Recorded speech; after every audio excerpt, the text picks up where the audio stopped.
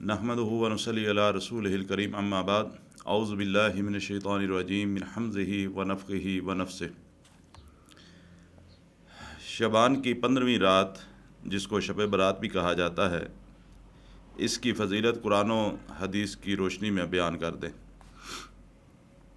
शबान के महीने की इबादत के हवाले से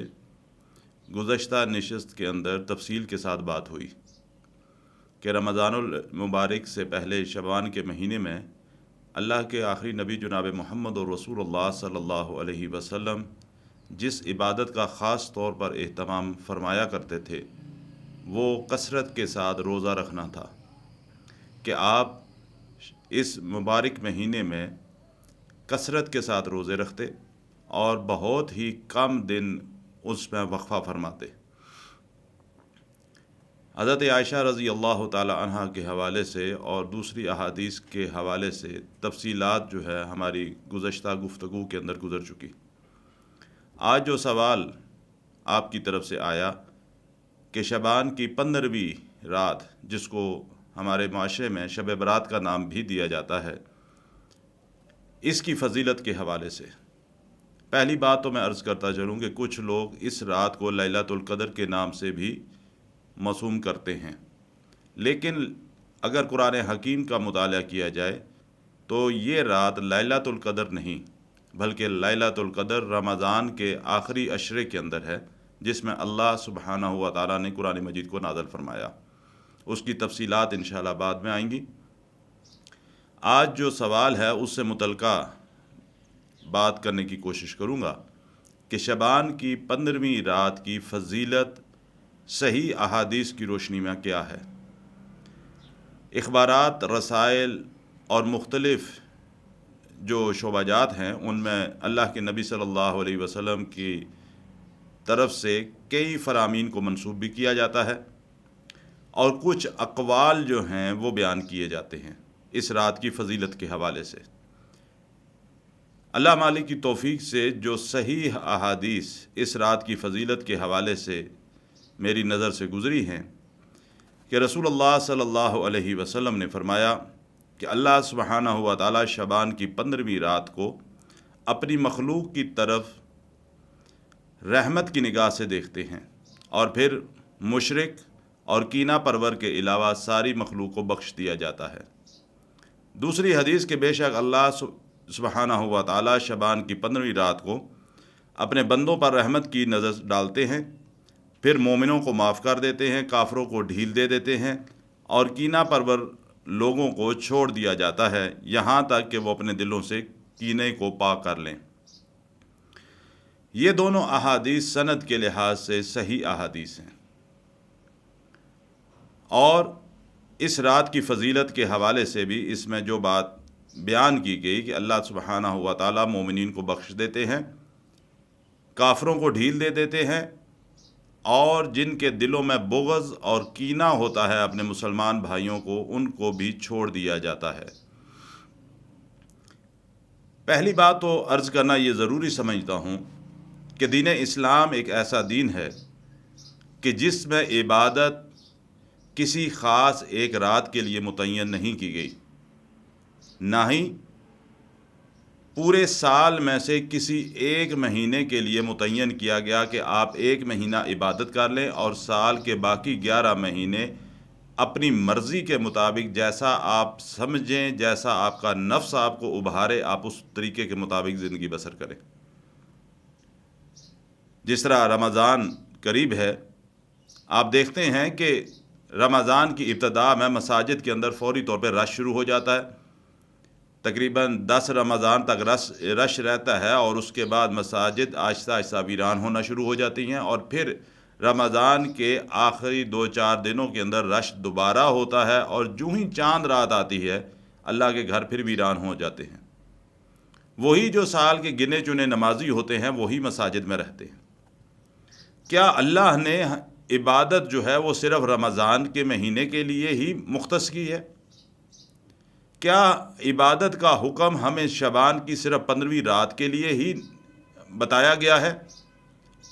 क्या सिर्फ़ 27वें रमज़ान की जो इबादत है उसी को ख़ास किया गया है?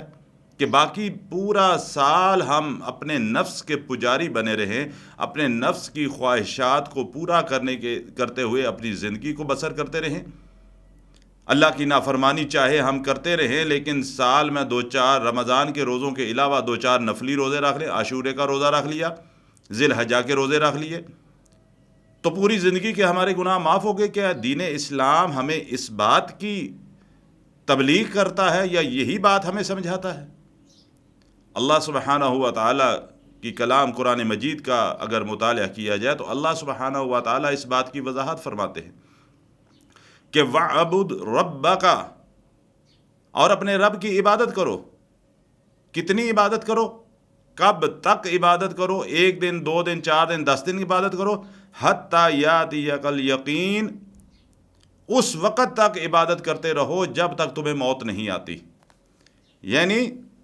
ہمارے مرنے تک کے لیے ہمیں جس وقت تک ہمارے جسم اور روح کا تعلق ہمارا موجود ہے اس وقت تک ہم اللہ کی عبادت کے اندر مصروف رہیں۔ جب تک ہم ہوش و حواس کے اندر ہیں ہم اللہ تعالیٰ کی عبادت کے اندر مصروف رہیں۔ یہ عبادت، یا جس طرح یہ شعبان کی 15ویں رات کی عبادت احادیث میں بھی اس کی فضیلت موجود ہے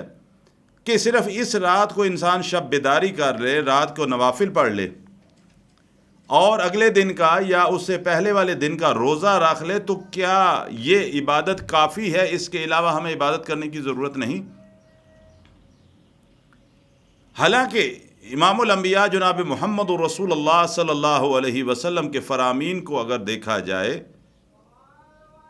تو آپ صلی اللہ علیہ وسلم کے فرامین واضح طور پر ہمیں کچھ اور نصیحت فرماتے ہیں۔ اللہ کے رسول صلی اللہ علیہ وسلم جن کی ذات سے گناہ کا تصور بھی نہیں کیا جا سکتا، اما عائشہ رضی اللہ تعالی عنہا فرماتی ہیں کہ آپ صلی اللہ علیہ وسلم رات کو اتنا لمبا قیام کیا کرتے تھے، قرآن پڑھتے تھے، ہاتھ باندھ کر اللہ کے سامنے کھڑے رہتے، قرآن کی تلاوت کرتے کہ بعض اوقات آپ کے پاؤں کے اندر ورم آ جاتا، پاؤں سوج جاتے، اور بعض اوقات وہ سوجنے سے پاؤں پھٹ بھی جاتے۔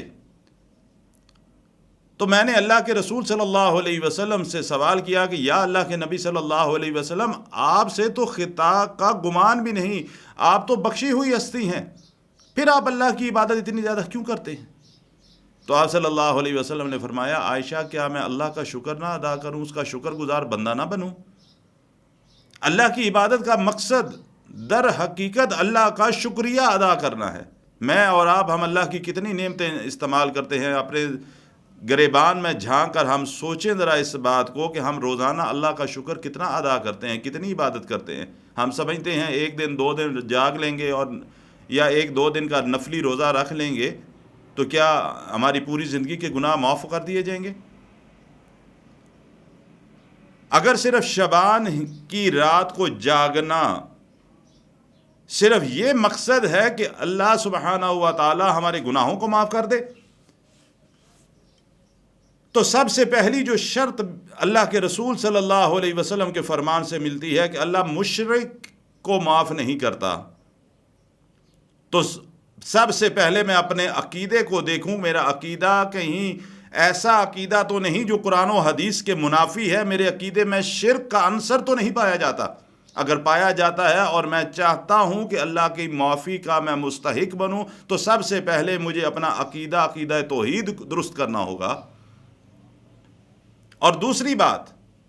کہ اگر میرے دل میں کسی مسلمان بھائی کے لیے اپنی ذات کے حوالے سے بغض اور کینہ پایا جاتا ہے تو مجھے اپنے مسلمان بھائی کے لیے اپنے دل کو صاف کرنا ہوگا، تب میں اللہ کی رحمت کا مستحق بنوں گا۔